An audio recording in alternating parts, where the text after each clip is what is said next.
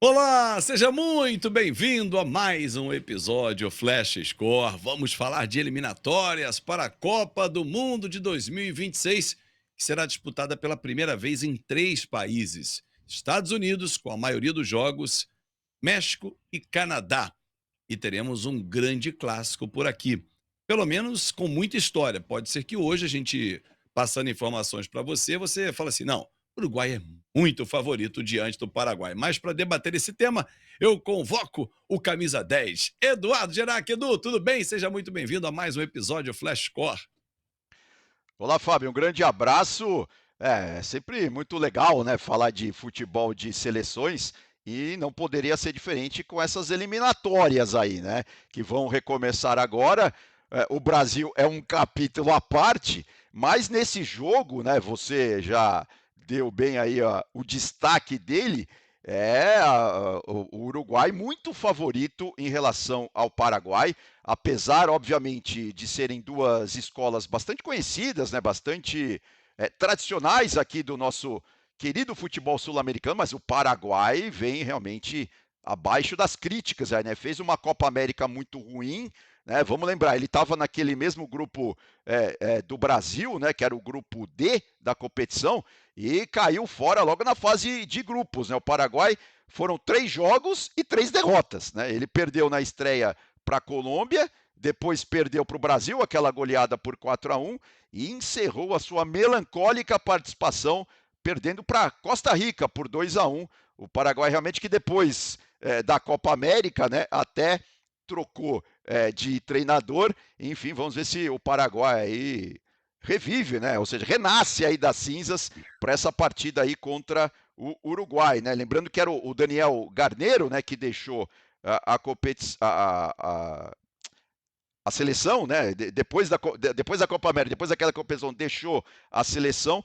E aí agora o Paraguai com um novo treinador. E aí eu até destaquei, né, aqueles números aí da goleada da seleção brasileira para cima do Paraguai, porque foi realmente um jogo em que o Paraguai quase não apareceu, né? Não teve futebol o Paraguai. Tudo bem que o Almiron ali criou algumas chances, mas foi só isso, né? É lógico que aparece aqui nas estatísticas, mas foram chances muito sem incomodar realmente a defesa brasileira, né? O Brasil foi muito superior naquele jogo, né? Em termos aí de bola, posse de bola, escanteios, finalizações, enfim, o Brasil sobrou.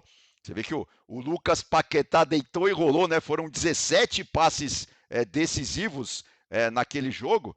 Então, isso mostra como o Paraguai realmente estava com futebol muito ruim naquela Copa América e já vem sendo assim, né, Fábio, nos últimos meses, né, nas últimas rodadas, inclusive também das eliminatórias.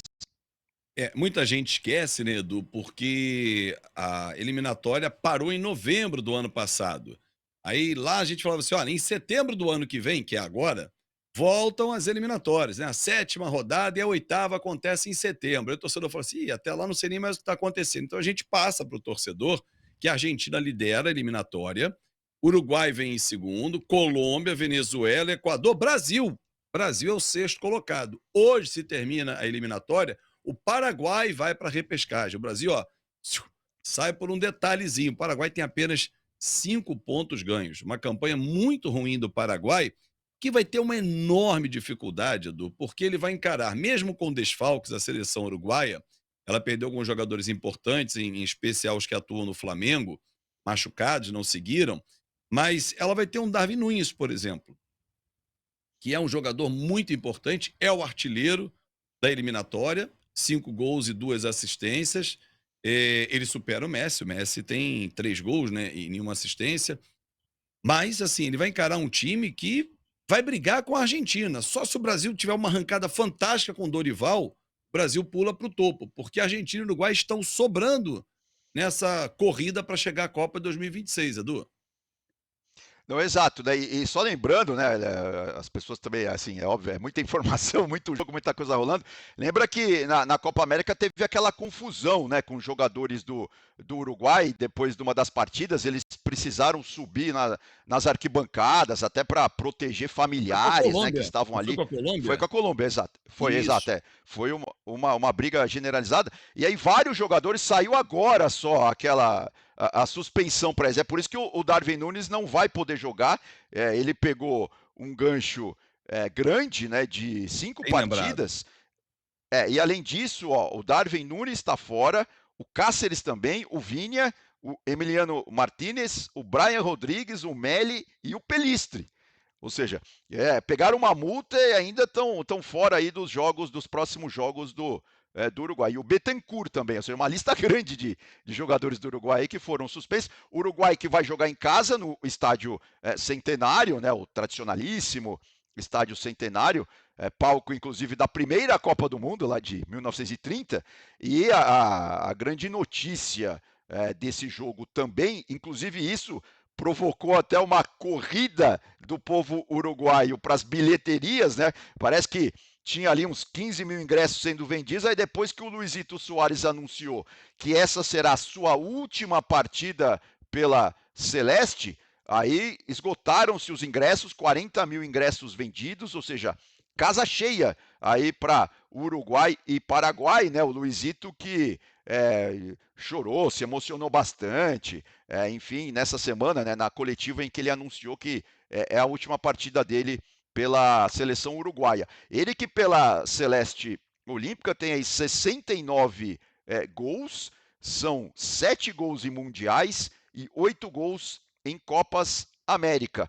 E ele tem um único título em 2011, um título da Copa América, né? Uma campanha brilhante da seleção uruguaia naquele ano, naquela temporada. E ele disse nessa coletiva que ele considera esse título dele o mais importante da carreira dele. Para você ver o peso que ele deu, que ele dá, né? Para a seleção uruguaia. Ele que já foi campeão de Champions, né? Já ganhou muita coisa na Europa nos clubes, mas em termos de seleção, é claro, o Uruguai em Copas do Mundo, né? Às vezes consegue chegar ali até as semifinais. Com ele conseguiu chegar até as semifinais, né? Enfim, mas obviamente que está cada vez mais difícil para o Uruguai ser campeão realmente do mundo. Mas você vê o peso que o Luizito dá, né, para essa camiseta azul aí tão bela, né? Eu acho bastante. Aí que ele tá com a camiseta do Grêmio, né? Que também lembra um pouco a Celeste do Uruguai, mas enfim, o Luizito deu muito peso. Eu fiquei realmente, isso me chamou muita atenção. Eu fiquei até impressionado com esse peso que ele deu para esse título aí da Copa América em 2011. E só destacando, né, e complementando a sua informação, o Vinha, por exemplo, não joga mais essa temporada e só volta no ano que vem. Ele fez uma cirurgia, ele que atua Ele no está Flamengo. machucado, Mas inclusive. e o Arrascaeta e o De La Cruz também são peças importantes. O De La Cruz é o vice-artilheiro dessa eliminatória. Então, aí tem novidades, por exemplo, que atuam inclusive aqui no Brasil, convocados pelo Marcelo Bielsa. O Puma Rodrigues do Vasco foi convocado. O Lúcio Rodrigues do Bahia também foi convocado para esse jogo, para essas duas datas. O Rocher do Internacional, Varela do Flamengo, jogadores que atuam aqui no nosso Campeonato Brasileiro, que a gente está sempre acompanhando, para os dois jogos das eliminatórias. Nessa data FIFA, Paraguai é o primeiro, Venezuela é o segundo adversário da seleção uruguaia. O Bielsa que está no trabalho de reconstrução da seleção do Uruguai, hein, o Edu? Não, exatamente. O Uruguai tá jogando bem, tá conseguindo realmente entregar um bom futebol, né?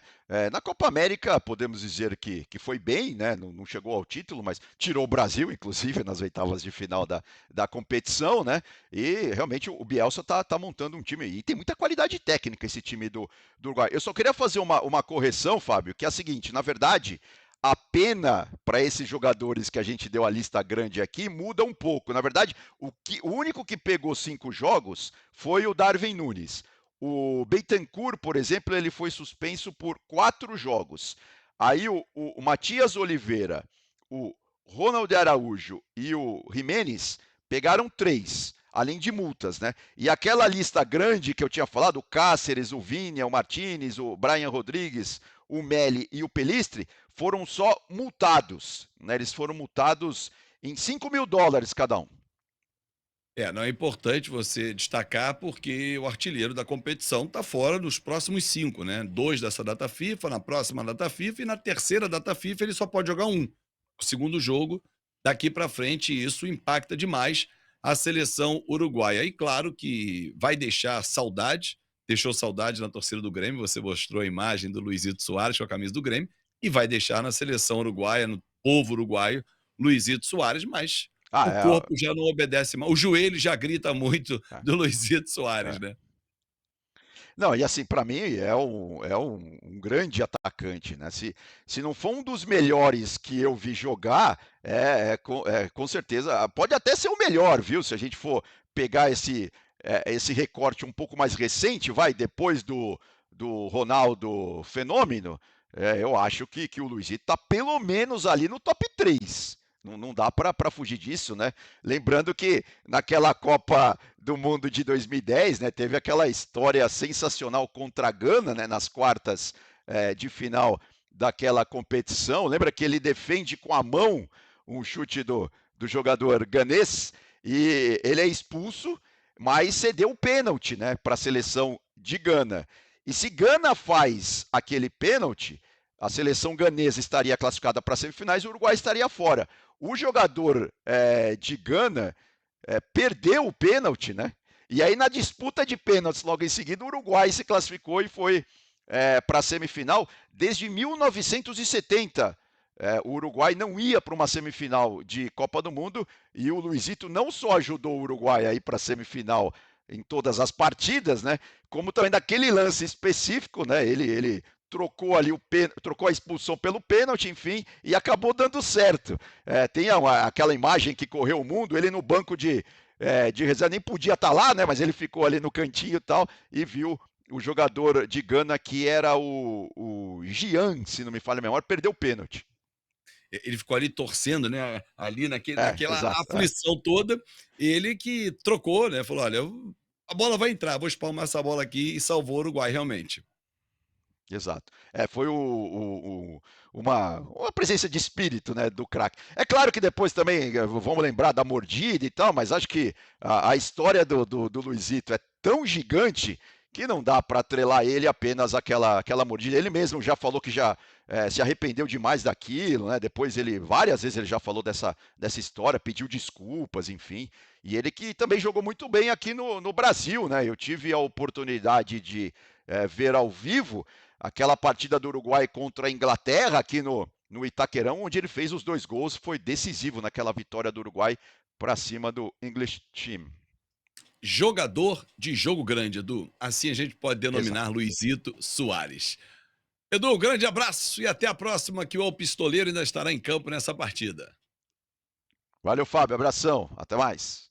Valeu! Até mais para você também que ficou com a gente aqui curtindo informações, detalhes, curiosidades e histórias de Uruguai e Paraguai que você, claro, acompanha também no nosso site em flashscore.com.br, no nosso aplicativo. Um grande abraço e até a próxima!